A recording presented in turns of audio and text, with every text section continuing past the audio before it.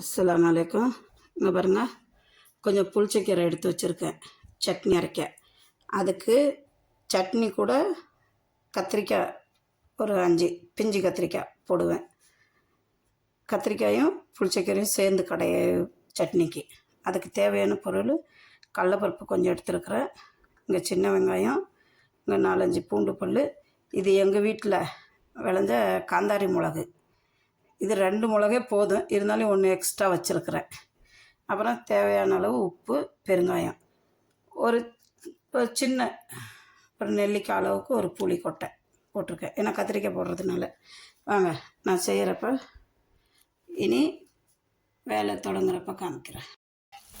பருப்பு கொஞ்சம் சகப்பாகி வந்துருச்சு. இதில் கத்திரிக்காய் போடுறேன்.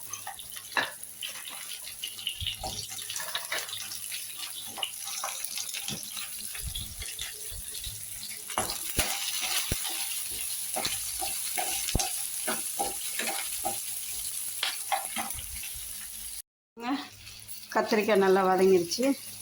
அதில் அந்த சின்ன நெல்லிக்காய் அளவுக்கு புளி எடுத்து போட்டேன், அதுவும் நல்லா இதாகிடுச்சு. பெருங்காயமும் போட்டேன்.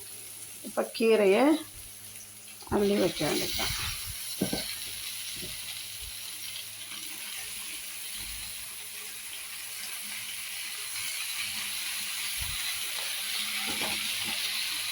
கீரை ஒரு 2 நிமிஷம் மூடி வைக்கலாம்.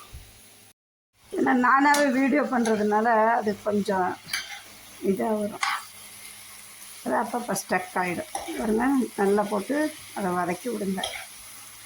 கீரை கொஞ்சம் வதங்கணும். அப்புறம் அரைச்சிட்டு கடுகு உளுத்தம் பருப்பு போட்டு தாளித்தா போதும், வேறு ஒன்றும் தேவையில்லை. உப்பெல்லாம் போட்டாச்சு, உப்பு பெருங்காயம்லாம். இனி வதங்குற நேரம் தான், இன்னும் 2 நிமிஷம்.